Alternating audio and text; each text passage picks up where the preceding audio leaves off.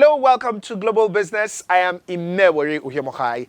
Today on the program, we shall be looking at an infrastructure, investment, finance, and commodity trading conference holding in the United Kingdom in September.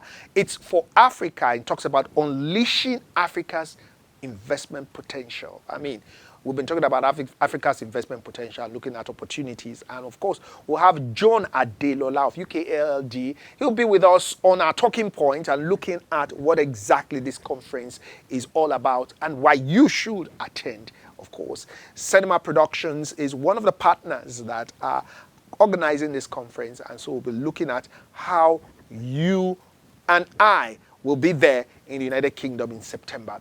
Away from that, we're looking also on street business at the 4 executive orders. We'll look at the Finance Act, the Customs and Excise Tariff. We'll look at the other tariffs and importation tax, the communication tax. President Bola Tinubu cut off the communication tax, extended dates for other taxes, and so many good news with his executive orders, and Nigerians are rejoicing because they believe that these orders are in tune with what's happening in the economy. Also, recently, the FIRS actually extended the date for the CIT, that's the company income tax reports, that usually June 30th is the last day for the report. They've extended it to August 31st. Another good news for those people, especially in the private business. So today, we'll be looking at the tax issues where it concerns the executive orders signed by President Bola Tinubu. And Zorian Pere Jewel will be looking at that with us. But first, let's take a break. After the break, we'll have street business with Zorian Pere Jewel.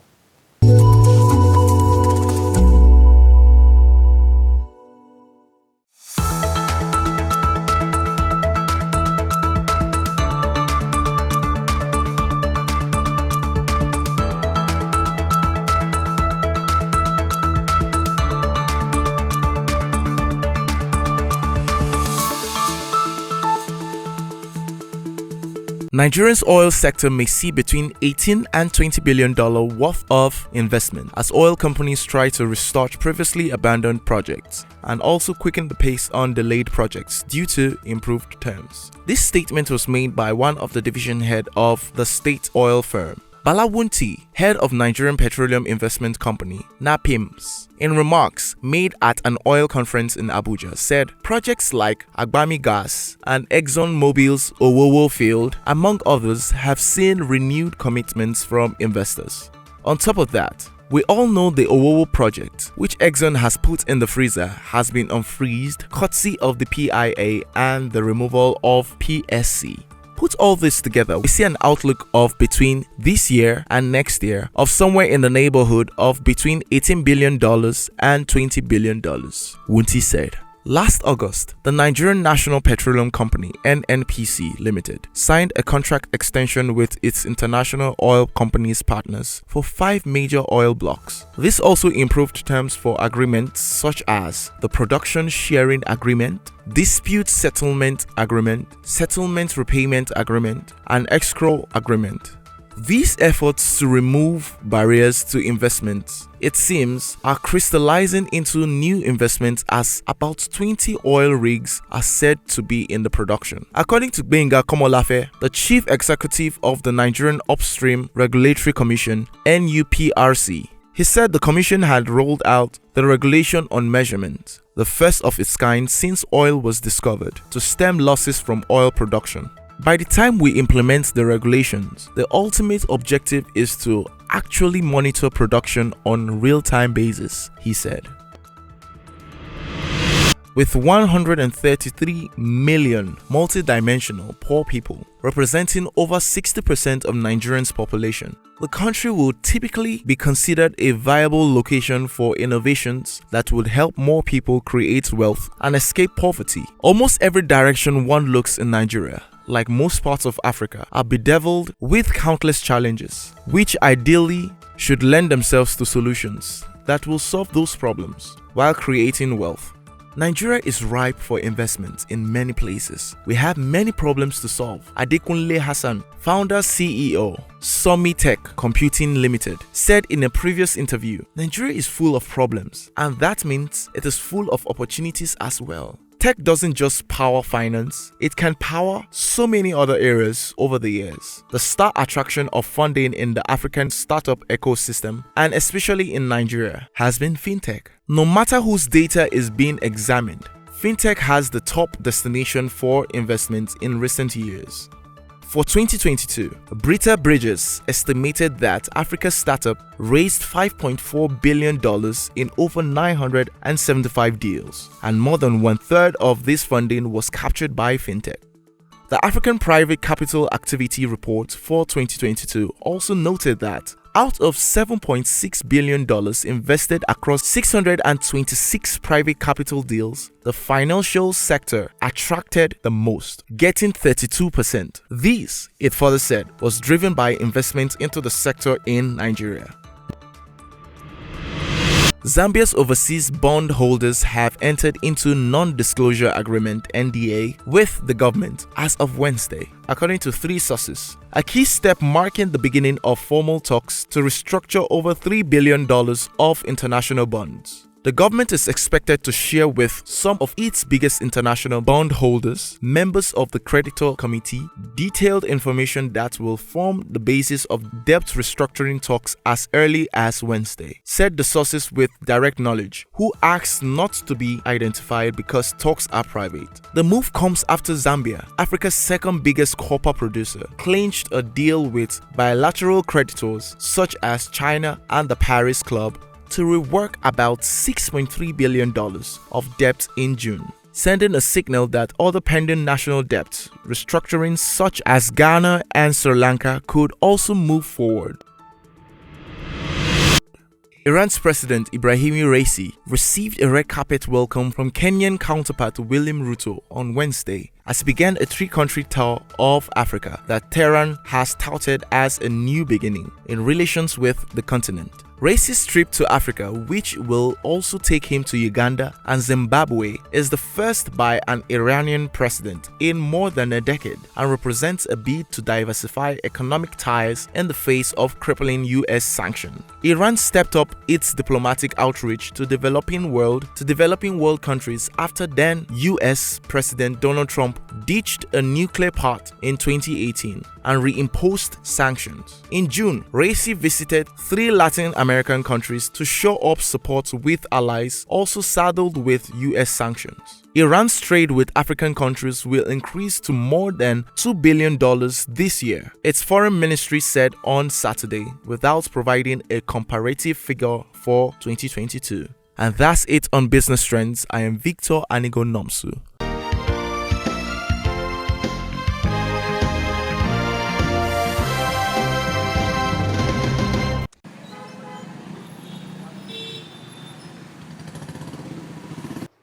Thank you, Mewore. So recently, President Bola Tinubu signed 4 executive orders to suspend some taxes in order to ease the tax burdens on Nigerians and their businesses.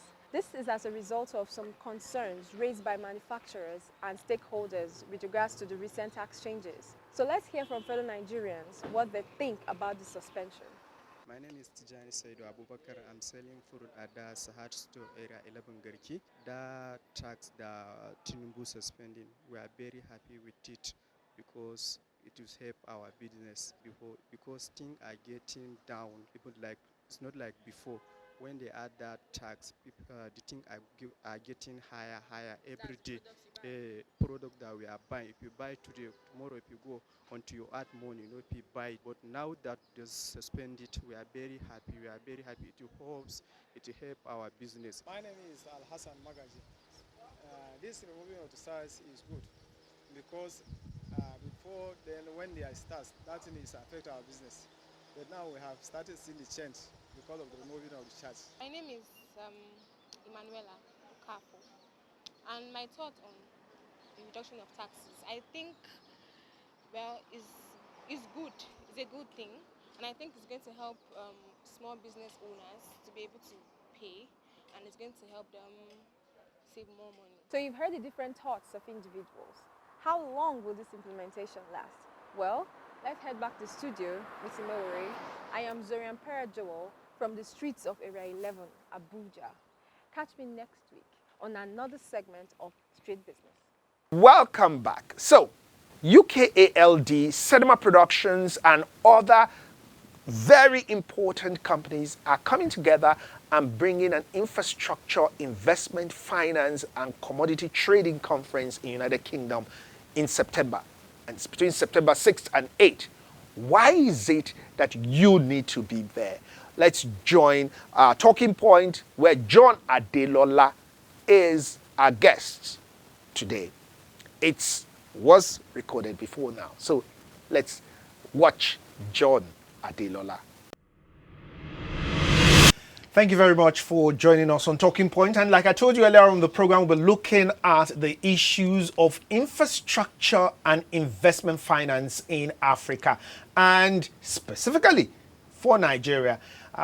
Conference going to hold in the UK, United Kingdom, that's it. And it's at the Anglian Ruskin University. We're looking at the issues that are going to take place in that conference. What's that conference about? I told you before, it's infrastructure, investment, finance, commodity trading, which is not very, very common in Africa, but definitely we'll be making it very common now. We have a guest, John Adelola. He is the project coordinator, operations manager for UKALD Limited in the UK. And John is based in the UK, but they're part of the organizers of this conference. John, thank you very much for coming. Thank you so much, Emmanuel, for having me. Thank you very much. Now, we're looking at this infrastructure, finance, investment, and commodity trading workshop. You know, the first thing everybody will ask it is, you mean it's for Africa, so why are you taking it to the UK? So why the United Kingdom for such a conference as this, before we know what the conference is all about? All right, thank you very much. That's a very good question. And thank you very much for viewers for joining us. And to begin with, I think you are aware that London is number 2 in the world, the financial capital of the world. New York is number 1 and London is number 2. So when we are planning a program of this nature, we have to bring it closer to where the money is. And that is where the money is. We can't ask our investors, lenders to come all the way to come and check out what we have down here. We need to go to them. Okay, but they will eventually come here. Definitely. But they need to look into what we have. And not only what we have quite a lot of opportunities, investment opportunities, we call it potentials. But these potentials can remain at this level forever. We need to do something to harness these potentials. And what do we need to do? We need to showcase, we need to show the world what we've got.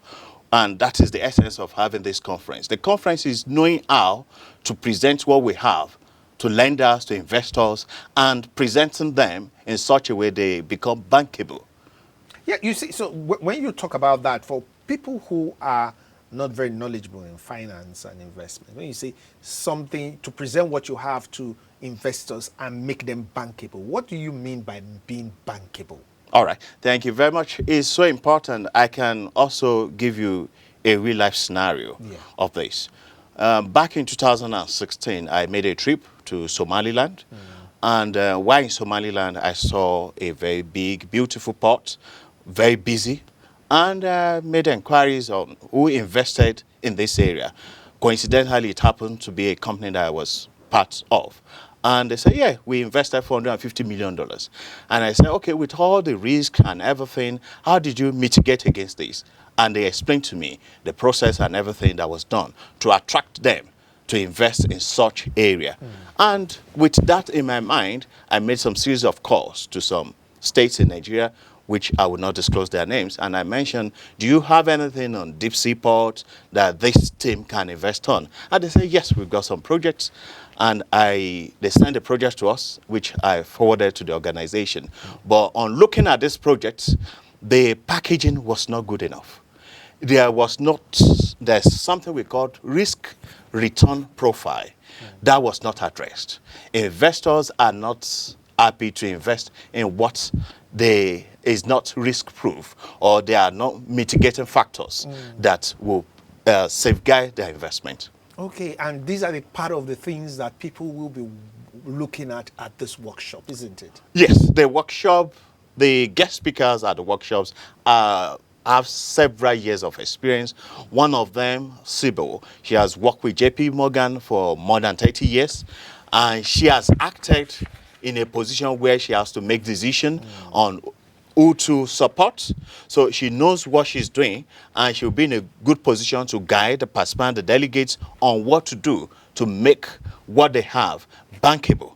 So she will guide them through the series of steps taken that has to be taken for your projects to become bankable and be more attractive. The truth of the matter is that you could have projects where Nigeria, Africa has a lot of bankable project ideas. We've got one of the largest deposits of lithium. We've got so many mineral resources. We've got deep sea world. We've got this seaport. We've got bitumen, the second largest of bitumen in the world. We've got so many things that are bankable, but this will not be attractive. It will not attract foreign direct investment until they are packaged in such a way that they encourage investment. And that's what we are doing.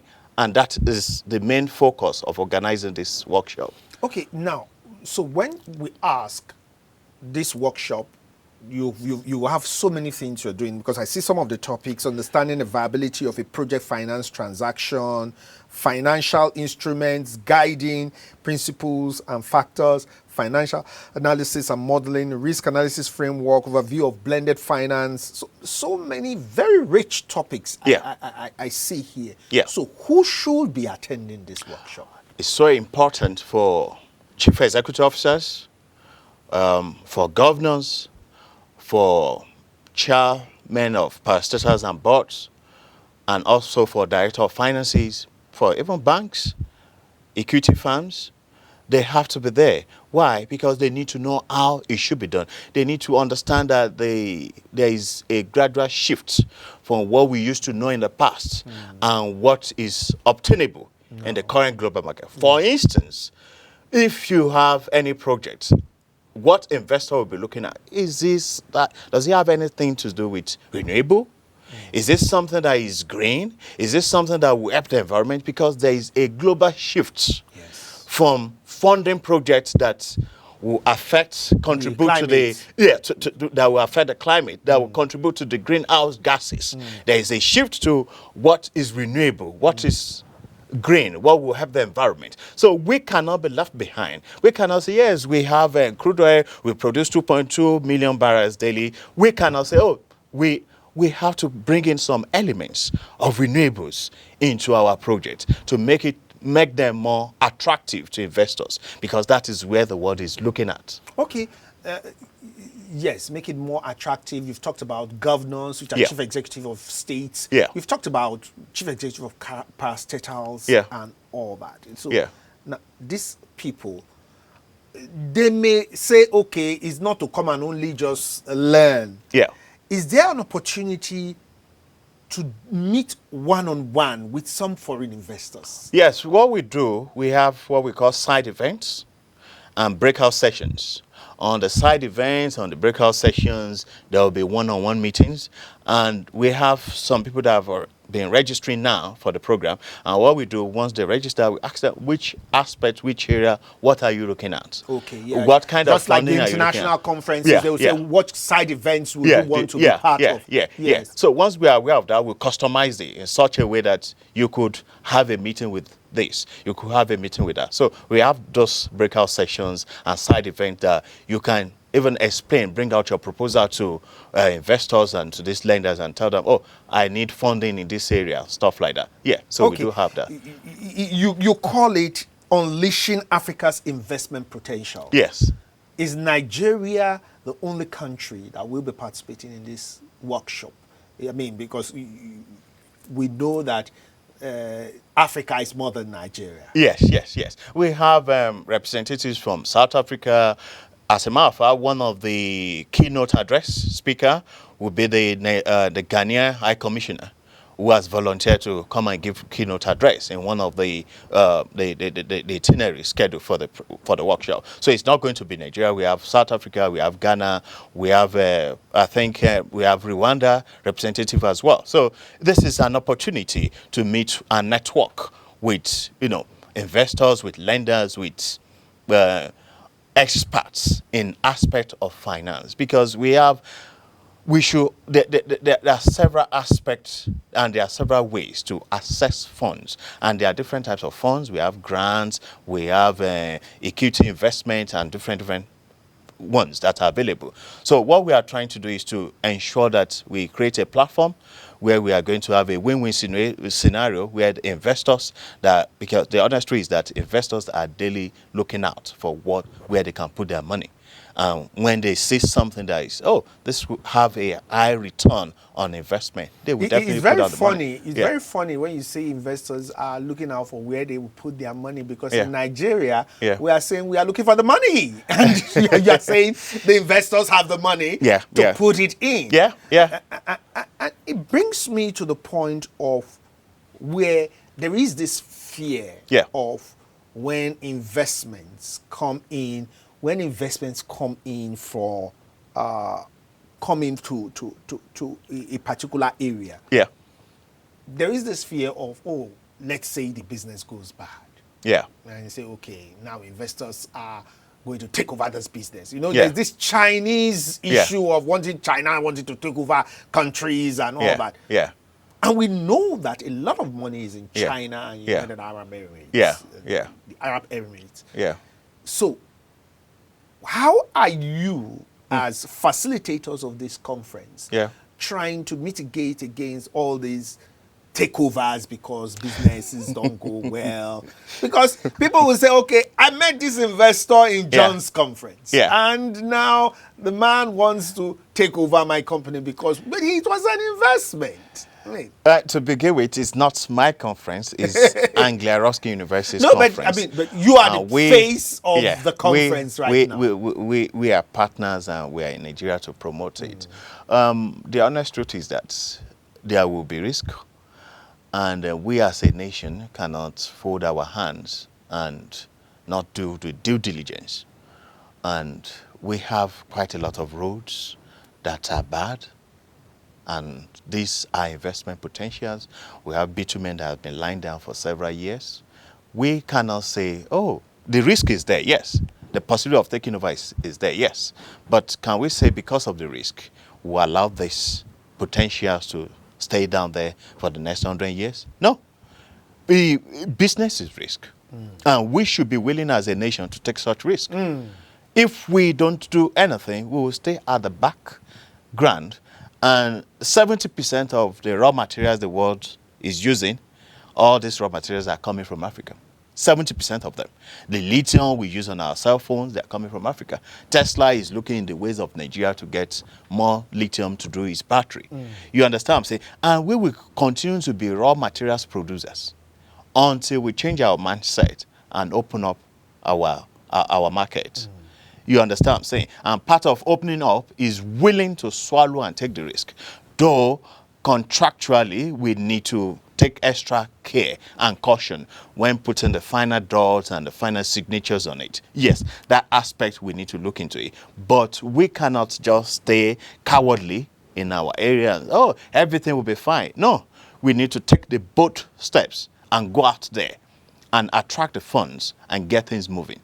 The government have done very well in the past 1 month by putting away things that are very scary to investors. Investors don't want a country that is going on negative. In fact, they just recently scrapped the excise duty, another tax and all that. Investors like in Nigeria, we call it Osho free. Investors like free things and all that, just to encourage the business environment. Okay, now you mentioned the government. Finally, you mentioned the government, and I ask, is government involved in this? Is the Nigerian government trying to get involved in this? As you can see, like I mentioned some seconds ago, the government did two things, which is removing the subsidy and also the currency exchange as well.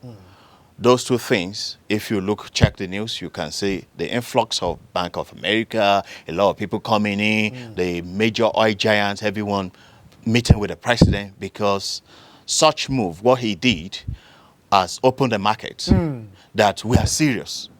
Initially, they see Nigeria as a country that is not serious, that a country that is putting the major part of our resources for subsidy. You understand what I'm saying? But now that we have moved away from that era, that has opened up the country that, oh, you guys are serious, you are now ready to do business. You understand what I'm saying? So a conference of this nature will also confirm what everyone is thinking of. Because Angela Ruskin is going to do, the press conference, make all the noise in the UK and this and that. So we are hoping we will have a lot of participation from the Nigerian government. Yeah, from the Nigerian government. Yeah. We are looking into that. We are hoping. We have had some contacts from speakers of our House of Assemblies looking for funds for their constituency projects, asking us if they can find some charitable organization willing to do boreholes and stuff like that, or support their constituency project. We say yes, that is fine. We can organize that. We have several grants and funds that are available to support constituency projects. Also, as governors, we are expecting them as well to participate. Why? Because there are some funds as well that can support their project, that can develop the community. Yeah. We have so many organizations that are doing social responsibility programs, you understand, all over the world, that can partner with them to either put boreholes or put solar panels on some of the houses. All these things are accessible. We just need to show the seriousness, and that's why we are putting this in place, so that our people will understand that the grants, the funds are available, and how to access it, and how to package their projects, their roads and everything in such a way. Look at Nigerian roads. That is a big market. Whenever you drive around and there is potholes, those are opportunities. What am I talking about? These roads, investors will come in and do our roads for us. And what would they get in return?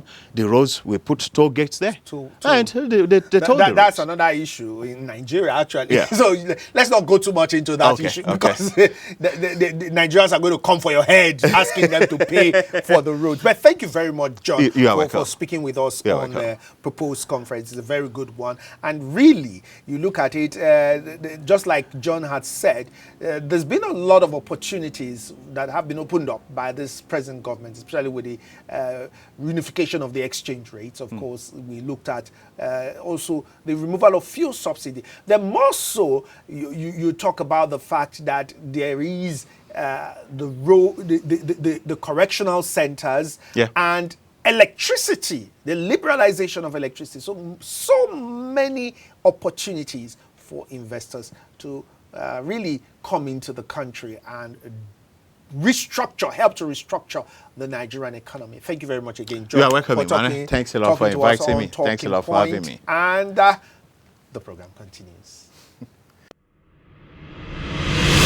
And this is where we bring it to a wrap on Global Business for today. Remember that this UKALD program and Cinema Productions program will be holding September 6 to 8 in the United Kingdom, and you just need to register now. Yes, you need to register now if you must be part of that program, so that you do all your travel arrangements and will be there. I want to see you there in the United Kingdom in September.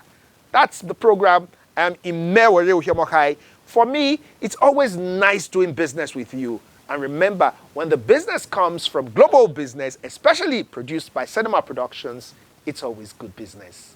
See you next time.